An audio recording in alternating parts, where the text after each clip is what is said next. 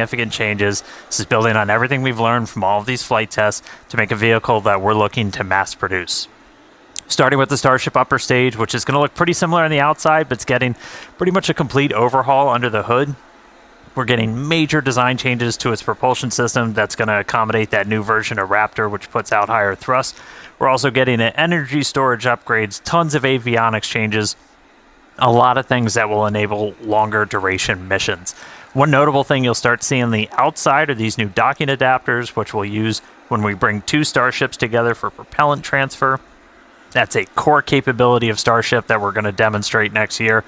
Bottom line, though, this is the Starship we're planning to use for all of our next major milestones: orbital missions, return to launch site and catch, reuse, propellant transfer, and then making our way to the moon and Mars.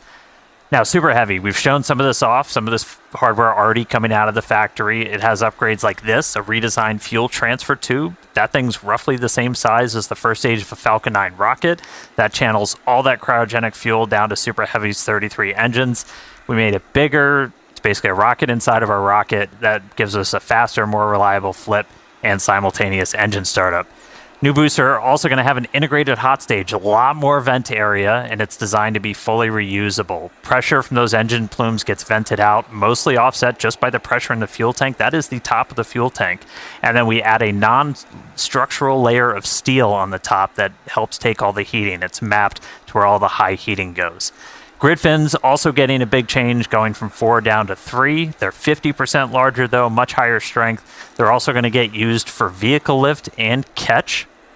That's all made possible. There's a new catch point addition on those grid fins. We've also kind of reclocked their position on the booster. That aligns them with the catch arms. Yeah, we got it right in the middle there. All right, and then powering it all, Raptor 3. Looks radically different, just straight up radical. Tons of major changes.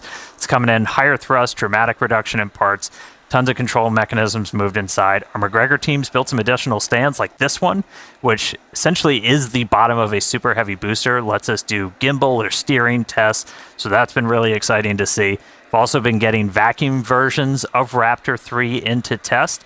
The first flight engines are already in production and are about to start